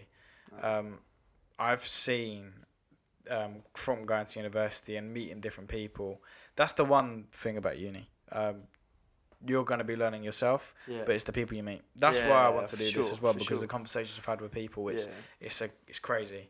But going from the model on a computer, and people maybe kind of tossing it to the side and thinking, oh, what's that? That's going to shape our next 50 years in terms of entertainment and learning as well. And I'm telling you now, he is going to be at the forefront of that. Yeah. Being I in the game industry seriously mean that. That guy, I've never known or looked at anything more beautiful. It sounds proper, weird. It's just from a gaming point, if you enjoy your gaming, you'll understand the beauty of it, and you'll sit there and you'll be like, damn, that guy is incredible. I think from a gaming point, they're going to be able to critique it a bit more. I think looking at it from a kind of completely neutral standpoint, you're going to see the true beauty in it. Oh, yeah. I've had people look at the pictures and go, are they real pictures? I think it's exactly the same. But yeah, so that's him. And he's gone from a person who got rejected at uni, one university, which remained lameness. And at school when the school. teacher and at school. Teacher said he was not going to amount to anything. Yeah, he's not going to. You won't amount to anything, and also, the game industry is not for you. Yeah. It's like, no. Why would you go to a university? Yeah. It's not because you are already at the stage where you can get a degree tomorrow. It's like, no, you're here for 3 years as a paying customer. Yeah. To work your fucking ass off. Exactly. And so that's just one example of our group. Mm-hmm. And then we've got another guy. I'm not going to say where, but it's a very good part of London that he's living in. You can take a guess wherever. But honestly, he's been at doing law, as it were, from a young, well, not from a young age, but we all went to university. This guy didn't. I'd say it's kind of odd. Yeah, we wouldn't say we're young, but I think if we look back in ourselves. We are. Of course, we are young. We are young, but. I know what you mean. In terms of him being younger, so we all went to university at 18. He got an apprenticeship. Now, this again, if you're listening to this, you're younger. Like, do what you want to do and just try different things, man. Just try different. And this is what he did. So he worked at a retail store. Again, we're not going to disclose that, but he worked at a retail store and like he was happy there and everything like that. And then this opportunity came for him, and he was like, "Damn, I can't say no." Anyway, so he's progressed, and he's done so well for himself. He's living in central London. Within 2 years? Within 2 years. He's living in central London. So that's incredible. Again, what else are we looking at? Another guy who finished his degree. He's now just become a PT. He's a long distance runner. Like, he's smashing life. Mm-hmm. Look at yourself, man. I'm going to big up yourself now. Like, as I said to you, this guy would be nothing without this fucking guy sat here next to me. So, literally... I can't explain to you. He checks up. He's not just like a friend, right? He's literally like family. Like, he will check up on you at least once a week. If he doesn't, it's probably about 3 or 4 times. Like, you message each other all the time. It's not like a bad thing. We talk and we just ask, "Oh, how's your day been?" Or it will be just general chit chat, like catch up, things like that. We'll go to the pub together with the group, things like that. And even going back onto that group, Joe. Which I spoke about before, he's got a great job up London. Like, just all of us are doing it, and we're all saying to each other, "This is what I've done. This is what we're doing. This is what I'm doing." Mm-hmm. And everyone else in the group is looking at it. I'm so happy as well that exactly what you're gonna say. We're all looking at it and we're like, "That's amazing." Yeah. That I understand. There's so many types of people that be so jealous. Yeah. And for sure. Greed. Like, I'm jealous, but then it's like, how do I work harder? Yeah. How can I achieve this? Exactly. And do you know what? Yeah, and that's the beauty of what happened with me at uni, because the group of people that I'm friends with for life, man. They are my brothers. It's quite nice because the two groups have mingled now. So my home friends and my uni friends have mingled. Like, everyone's close, and friends of friends at uni, like Ryan, you know. So literally, it's been incredible. But both groups are so damn motivated. Like Ethan, I'm telling you, we'll do a podcast hopefully with Ethan. Yeah. And literally, this guy is just insane. Like, he just loves what he does. He's so passionate about it, and that's the beauty of it. And he was saying to me, "I'm gonna go into a pro fight by next year, at least, and I'm gonna smash it." Yeah. And I sat there and I was like, "I don't disbelieve you at all, man. You're gonna fucking nail it. Like, is there anything I can do to help?" And that's the same with you. And you will say that to me. I will say that to you. Everyone says it to everyone in the group, and that's what I'm saying. Like, how can I help you better your dreams and better your family situation, your financial situation, your career situation, your mental situation? Every single aspect of life, everyone focuses on in this group. And it's like, it's so insular, but everyone's competitive in a positive way. If you're competitive in a negative way, where jealousy comes in and you're thinking, "Oh shit, I'm going to have to earn more money than this guy because I want the biggest this and I want the best wife." And like, everyone in our group just looks at each other and just goes, "Damn, you're fucking head in there, boy. Yeah. You are going to smash it. And we're going to go through this process together. We're going to just nail it together." And that's exactly what happens. And this is where I go back to you, man. Like, when I was doing those pieces on the graphic design page, every single time I sent it to you, and pretty much only you, and was like, "What do you think of this?" Yeah. And you was like, "Wow." Every single time you was just bigging me up. You was giving me praise. You were telling me what went well and what I needed to do. better in the picture. You was like, how about you add this, or how about you do this, and it wasn't like a. It wasn't exactly. It wasn't like. What's the right word for it? It's criticism, but it's not negative criticism. Yeah. Yeah. I can't talk either. Criticism. Yeah. Yeah, like you were analytically critical about it. Yeah. Like I was being critical. I wasn't criticizing. That's the word. And that was the beauty of it, and that's the same with everyone in the group. We're like, so if somebody finds a new job that they're interested in, and we're like, okay, well, what's the positives of it compared to this job, and what's the negatives of it compared to this job that you're currently at, or that you're whatever you're aiming towards. But then we're like, we also look at each other and we're like, okay, but you got this type of job, so I'm gonna have to up my game. So we work harder and we go harder, and again, it's not like I couldn't give a shit how much money you earn. Like I really, honestly, I don't give a shit how much anyone earns. Like, good for you. You smash it, and you smash life. Enjoy life the way you want to live, but just be motivated for that. Yeah, do you know what I mean? I feel like, and of course, unfortunately, money does make the world go around, but you can't chase it's also it. the root of all evil. But that is true.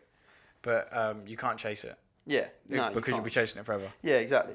And that's the thing. People want more and more, and that was what my situation was. I was wanting it more and more and more. I was seeing all this real cool like designer stuff, and I was getting all this real cool designer stuff, and then I realised they don't give a shit about it. Like it doesn't matter. Like it's cool if you've got the money, and you can spend your like extra money or whatever that you really don't need on it. Cool, whatever, but. Like I go back to that guy in Krispy Kreme, man. When you're that age, 18, and you got a part-time job and you're wearing your Louis Vuitton belt, mate, come on, sort it out, brother. Anyway, I feel with that as well. It's like the whole chasing money thing. You gotta chase your passion, because money will come. Yeah. Like money will come no matter what. It's inevitable. I feel if I was my 16-year-old self looking at myself today, I'd be like, oh wow. Yeah. Like. You've got a car. Yeah, exactly. You have a little bit of disposable income. Yeah, exactly. You're working here. And it's like now, I'm like, I'm working here. I'm paying for my car. Yeah. I'm looking at another level, and I feel I need to do this. And I always tell people, just be happy with where you are now. Yeah. But my mindset at the moment is. And I don't think this is a bad thing at this moment in my life. Is what's next? Yeah. Like, how can I? 100%. I feel like everyone's doing that in the group, man. Not even in the group. I feel as. I know you personally need to do it. No. But as what we are, we're doing it. But I feel like as society, especially in London, I see. There is a real the trend is to follow your passion. Yeah. At the moment, and. I feel that's kind of rubbed off on us, but I feel we rub off on each other more. So I think that's more of the effect for us.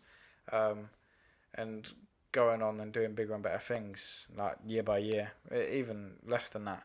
And I feel for anyone listening to this and they're kind of toing and froing about doing that one thing that they're passionate about, like with this, I've been wanting to do this for years. And I was looking for the right time to do it, and I feel like it is. Now, especially with my design studio that I'm currently starting, because there's 3 things I've got in mind: the pod, the design studio, and my architecture firm. At the moment, I kind of touched on it at the start, but becoming an architect's a long process, especially in the UK. I have no idea about this, by the way. So I was playing it a little bit. So you go to university. At the moment, it's the state of it's changing. You can do it as an apprenticeship now. And if that's the way you want to do it, I'd say, yeah, sure. But as a part 1 apprentice going into it from A-levels, I'd say maybe go for the university degree because you're going to learn the whole basis. Yeah. Get your part 1 because it's split into 3 parts and then you become a fully qualified architect. I'd say do the degree because that's where you're going to learn and be around the certain types of people because doing an apprentice you could be on your own doing it and within an office and not every office has that fire in their belly anymore. It's kind of died out because they've got stuck in a certain bit. For me, going forward, I'll be starting my own businesses. But that's what I was saying, man. Yeah. Like when I was back in that stage of I'm gonna do this year, blah blah blah blah blah, and just smashing out my graphic design page, I was looking at you and I was thinking, damn, this guy's got his own clothing line on the way. He's got his own whatever it is. I don't know if I was meant to say that or not. You can bleep that out. No, I'm working on it. I feel with me as well. Recently, I've become, or I'd say, I was always kind of, I kept it to myself with everything, Right. and then I wouldn't do it. It's like with the marathon. I ran the marathon when I was 18 years of age. Wow. And the one thing, I didn't train near as enough as I should have. Mate, you still fucking did that I marathon. still passed finish I line. remember coming and trying to find you, and we just never found you for the entire I found day. you at the end, though. Yeah, and that was that was bare emotional for us all, man. Oh, of because course, like yeah. the stroke, and obviously the reasons behind it, obviously, but but I feel with that going forward, I had to, instead of keeping stuff in, I had to let people know. Right. So I've let you Yeah. in on everything. Yeah. Like absolutely likewise, everything. man. Likewise. I haven't kept for my ideas, that is, for what I want to do. I haven't kept anything away from you because I understand, especially, and the group, but you especially, I can talk to you about stuff. Yeah, for sure, man. And we're kind of on the same wavelength with it at the moment. Yeah. And then I feel, for me at least, and maybe for certain people, write it down, talk about it, let it known, because research it. Researching is key. Research is 100% key. But let people know with what you want to do, because they may know somebody, they may know a certain thing of a direction for you to go into. But if you keep it to yourself, and I feel like I've done this, but I feel like it was with the podcast, starting it, I feel like, because it kind of died out a little bit, like the wanting to do it. I was like, I didn't tell anybody, like, it's fine. Nobody knew, nobody. Like, I think that was a subconscious thought. And I feel if you let people know, you're then, if I say something, I'm going to do it. And I told my mum, so I'm going to run a marathon. And I hated cross country as a kid. I've never run in my life. I wasn't fit. You fucking smashed that, man. I really mean that, because like the training that you didn't do half as much as what you should have done. We all know that, exactly. But you fucking nailed it, bro. Yeah. You really nailed it. I feel with that especially, anybody can do anything. The shapes and sizes of people, the ages, they were all different running that. And it's all about a mindset. If you put your mind to it, you can do it. Mate, it was like that time that, like, so I'm not going to go into detail with it, but a job required, so I thought, a 10k run. Yeah. And so I got in the gym and I was like, I'm going to fucking smash this 10k. Do you know what? I'm chasing that job and I'm getting that job. I don't give a shit what anyone does. Bro, I did an hour, so I hadn't ran since sixth form, so what was that, like 5-6 years ago? Yeah, 4 years ago. Yeah, it's probably 5, man. 5? It's 5 years. Shit. So I hadn't ran since sixth form. I used to get up like every morning, try and do like a mile before I got into school or something like that. And I was always shit at running and everything like that. So where I was training at the gym a lot, I never really did any running. Like I did like the cross trainer and the stair climbing machines and all this sort of, just to do cardio, but never did treadmill running because I was like, it's boring as fuck. When I heard about this job, man, I was like, and this is going on to what you say, if you want something, you fucking put your mind to it and you do it, man. I believe in you. Absolutely. And you will get there. Whatever you put into the universe, you'll get back. You put that negative energy out, you'll get that negative energy back. Yeah, and it may not be immediately. You may get some positives coming into your life, but I swear to God, negatives will follow. If you put something positive out there, I swear to God, positives will come back. And that for me is like God, like obviously in my view, and the universe. I'm quite spiritual in that sense. But when I was training for this 10k, so I literally did 3 runs. So the Saturday, I did a 20-minute run. Can't remember where it got to. Probably like 2-3 kilometers. and I train with bin bags on. Yeah. It's bad for the environment. I know. I need to get a sweatsuit or a sauna suit. I really know they are also quite expensive for me at the moment. Unless you want to get a cheap, crappy one, but there's no point. You might as well just buy bin bags. Yeah. Anyway, so I was training with a bin bag on over my bare skin, and I was just sweating and sweating and sweating. I did this 20-minute run, and I thought, fuck me, how has Tom done the marathon, man? And he said to me, he was like, if you can run a mile, you can run a marathon. I was like, nah, bollocks. So anyway, I'm like, do you know what? If you run a mile, you can run a marathon, but in terms of strength, 10 miles, and then you can do it easy. Oh, yeah. Easy. Obviously, you have to build it up, and you have to have the mental for doing that. Anyway, so then... I'd like to point out, I threw up after running for 10 minutes, my first time. Really? Yeah. Wow. You all start somewhere. Don't be disheartened from it. Oh, mate, no one should be disheartened from starting somewhere. If you're, I don't know, 5'5" and 220 pounds, like, you can lose that weight. You can achieve anything you want, no matter your size, no matter your build, no matter your mental, no matter your current situation, whatever it is, you will do what you want to do. You do it. Mm-hmm. You just achieve it, but you have to work so hard. And I never believed that when I was younger. I was like, nah, things are gonna come easy. And as I've grown older, I'm like, I don't want to sound like self-righteous or like a dick. Like, I've just learned, and I only speak from my experiences. So I've just learned, that nothing comes easy and nothing will come easy. You put it out, you get it back. Mm-hmm. You put it out, you get it back. The more you work, whether it's, I'll go on to that, what Mossy says about, he always tells me, like, if you are working consistently hard, you'll get a good job back. And that's where I go on to, obviously, the very, very last part of that story was, I finally have got a job in football again. Yeah. After almost a year of being out of it, I finally got the most incredible job in football. Like, it's not paid, by the way, it's voluntary, but I fucking love it. I don't give a shit if it's paid or voluntary. I love it, man. I adore it. Like, the paid part, it will come. It will come. Oh, yeah, no, yeah, like, we know that. Don't worry we about know that. that. If you look at all of the, like, and this is no, it's not an outrageous comparison, but, like, Jeff Bezos.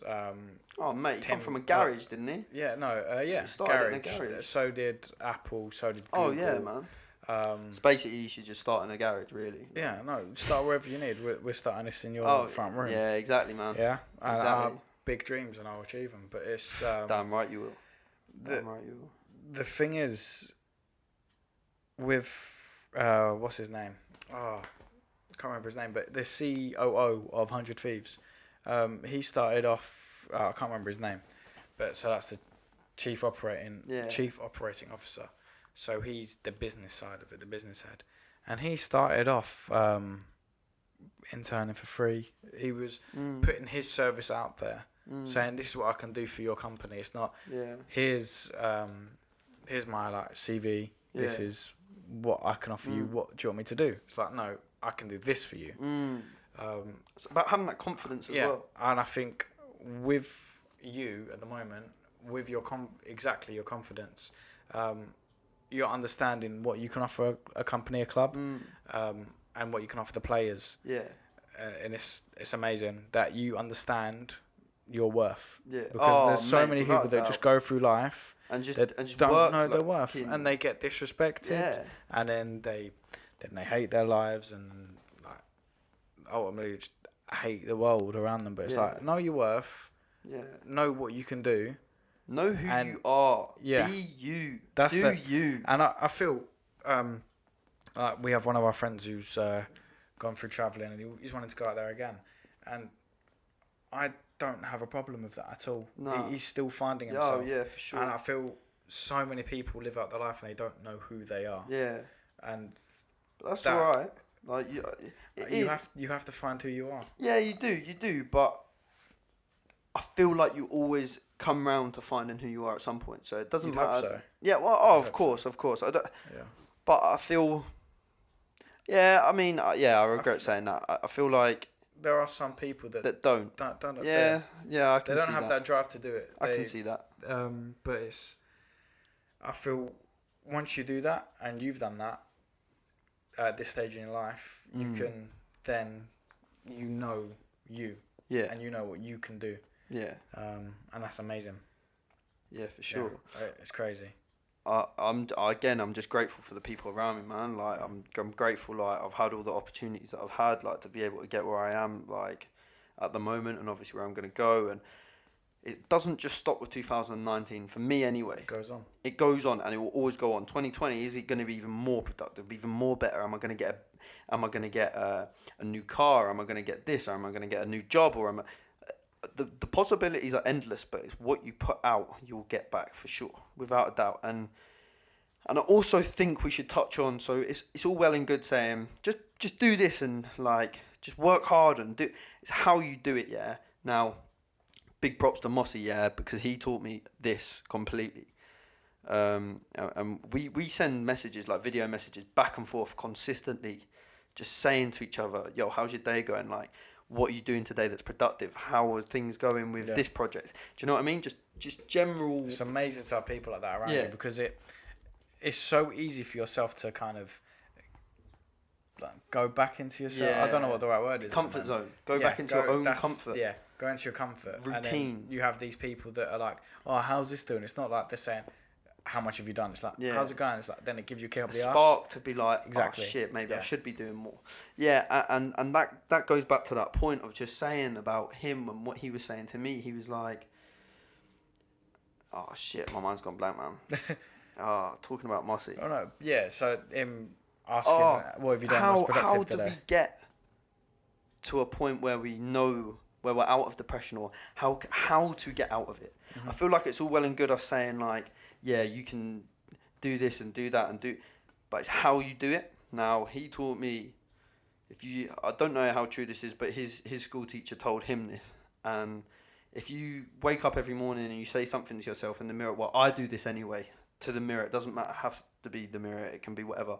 I look in the mirror and I say to myself something 6 times. So it will be at work. Yeah. Now, I always believe, it doesn't matter what fucking job you do. If you go in there, and this is the type of person I want to be in everyone's life. Like, I don't want to be everyone's best friend. I'm not going to be everyone's best friend. I'll have disagreements, but I'll go into a job, go into a relationship, go into a friendship, and I'll say, I'm going to do this. And I'm going to be the best damn fucking worker, the best damn person you'll meet, the best damn partner you'll meet. Just, like, I say it to myself, right? And I'll say things to myself 6 times in a row. Mm-hmm. So I'll wake up in the morning and do it. So I'll go into work every morning. I don't particularly like my job that I do. Like, I don't hate it. I'm very grateful for it. Yeah. And I do actually enjoy it some days. You know, like with everything. That's the golf course job. Football I go in every time and I'm like, wow. Like, I'm learning. I'm constantly learning. I love it. And I'm learning in this job. I've learned so many practical skills, and I'm so blessed and grateful to have received the job. But I'll wake up every morning and I'll go and say to myself in the mirror, and I'll look at myself square in the eye and I'll just go, you will work hard today. And I'll say it 6 times to myself. And throughout the entire day, I'll be thinking, if I start to feel a bit lazy at work, or I've had my lunch and I'm like, oh, don't really feel like working as hard, I'll say to myself, nah. You said to yourself this morning you're going to work hard, so you fucking get out there and you work hard. Yeah. You do you, and you achieve you, and go into work knowing that as soon as you leave that place in the future and you find a bigger and better job that's suited to you, that you know that you've done your role as best as you could, and that you will be remembered by that boss and he'll say or she'll say, shit, that I miss having that guy. Like, that guy worked his fucking arse off. And I feel like I'm at the point at work now where, so I'm only a part-timer, so we get kind of the shitty jobs, which is fair. Like, do you know what I mean? It's a job, like, just get it done. Yeah. But they're letting me do things that full-timers do. I don't know if I'm allowed to say this or not. Not that it really matters that much, because we got insurance and all that sort of shit. I feel, but what you're I'm saying allowed. It's like, with what you're saying, it's going forward with it. It's, you've got to make sure that you're creating a positive impact in no matter what walk of life you're in. Oh yeah, for sure. So regardless of all that, like, they're letting me use, like, or they're wanting me, not letting. They haven't let me yet, but they're wanting to progress me up and do things that other people are doing that are full-timers, because they know that I work hard and they know that I'll get the fucking job done. Like, I'll go into work, and if I'm asked to trim a certain area, best believe that's done within an hour. Do you know what I mean? The thing is with what you're saying, because I know you're just doing this for the graft, for the money. Yeah, of course, man. But it's also the hard work I'm trying to put in. With what you're inputting into it is that hard work. Yeah. And you're gonna put that, and that's just the type of person you are. You're gonna put that into everything you're going to do. And even if it is the shitty job, if even everybody's passion in what they want to do, even if they love it, there will be bits of it that are mundane, and they're like, I really have to. And then I feel there's always this saying, it's like hard work beats talent if talent doesn't work hard. So it doesn't matter how talented you are at something. If you don't work hard, then you're not going to achieve it. But I mean, even he still works fucking hard. Do you know what I mean? I'm not saying he doesn't. But Lionel Messi. Yeah, but he's so talented. The graft that he has. Yeah. But I mean, if we look at his height though, in terms of what he was and how he was still torturing people, not torturing, but like on the football pitch, torturing people. 32, I believe. And then the direct comparison, or kind of the verses in the football world, from the mainstream, is Cristiano Ronaldo, who is he's a machine. He doesn't go on holiday. Well, he didn't go on holiday this year. He didn't go on holiday in pre-season this year. He just worked out, and because he knows that he's getting at that level now where he has to constantly keep working hard to stay at that level. Of course, of course. But in my mind, me looking into it, and I'm not in the football world religiously, but it's like looking on the outside, he works so fucking hard, and you see it. Exactly. And going back to and this is the entertainment value. Sorry, back on our very first point of how much why there's so much money around it. By the way, I did find the stat for that. Oh, how much? So Sky themselves invested $5 billion. Sky, that's just one broadcaster. That's just one. So then the other two, and that's for I can't remember how many games I saw that for. That will be the rights to. So that when people do say that it's whether they get so much money, it makes so much money, inspires so many people. There's so much that goes into it. Yeah. There's so many jobs. There's the art that gets made, the T-shirt design, the promotion of the players. Sorry, Sky and BT. So both combined. So they're British broadcasters. $5 billion. Well, yeah, £5.136 billion for 168 games. And this is football. So it is football. But around the world, we look at the NFL, the NBA, look how much money that comes in for the economy. Boxing. Yeah. Oh, yeah. Boxing is insane. Mad. It is insane. Yeah. But MMA. But you look at so everything correlates, as I'm saying. So everything we've spoken about relates back to each other. So back to that point on Cristiano Ronaldo and Leo Messi, you're expecting this money to come into football, right? But then you've got players that are working that fucking hard to stay in the game, to just do and these are the greatest people that have ever played the game, by the way. And I'm so lucky to have seen Messi play in person, in with my own eyes. I'm so grateful for that opportunity, and it's just like nothing on earth, man. Like, you watch him and you're like, dude, like, I want to be at this profession at that level. Sorry, I want to be at this level of profession at this age and be as successful as this guy. That's what you should be looking up to do. And realistically, and that's it's all a cycle, man. It's all a cycle. So you've got these hard-working players that graft day in, day out for football, and everyone's like, yeah, but they get paid this much money. Yeah, they do. But look what they fucking bring to the country, man. Look how much. And you may not see any of that. Yeah, that's because you need to get off your fucking lazy asses and start working hard, man. Like, you may work hard. But it's about putting that extra effort in that nobody else is going to put in. It's about getting home. So my daily routine, I'll get up at 5:30 because I start work at 6:30. Get up at 5:30, have my breakfast, do what I need to do, chill out a bit, and then obviously travel to work. Go to work, finish at 3 o'clock, 3 p.m. And then immediately from there, I'll travel home, get everything prepped, and go to the gym. like straight away spend 2-3 hours in the gym if I need to a day. Maybe it's too much. I don't really give a shit. It's my mental that I care about, and obviously the physical. But I'll spend that much amount of time in there, and then I'll come home and I'll either listen to a podcast, or I'll watch something that I find interesting. So I like a lot of nature documentary. I love nature, man. We'll go on to that on our next podcast together. Yeah. But I love that sort of stuff, man. I'm a massive animal guy, nature guy, so incredible. But I'll find something that interests me, and it won't just be a waste of time. Like, don't get me wrong, yeah. I'll still watch my Netflix shows. I'll still watch, of course, yeah. You know, Rick and Morty or something every now and like. Do you know what I mean? But more time, I'm trying to do something to benefit my mental and benefit my knowledge, like, and work, and I enjoy it. So that's why I do it. I enjoy the things I do, and I've even started trying to do a lot more MMA because I trained with Ethan at university, things like that. Did quite a bit of work with him, and then after 2 years I've not really touched it at all. So I bought myself a heavy bag, some skipping ropes, and just trying to smash that out and help him as well, and just know that I'm supporting whatever he does as well. Like, I don't have to be on everyone's cases, and I'm not trying to be on everyone's cases, nor do I want to be that person that's just constantly there poking at them or being so self-righteous that I'm saying about me and this and that. I'm just trying to help people achieve their dreams and go where they want to go. Yeah. And, like, they will tell me if they don't want me to be there at that precise time. Like, it's happened plenty of times. I don't give a shit. Like, as if you're trying in your heart of hearts. You know exactly what you're doing. Not even you know just the intent. That. It's not even just that. Like, okay, I'm here. Like, use me. Like, what do you want? Do you need anything? Like, if not, okay, fantastic. You smash it. You achieve it. You do it.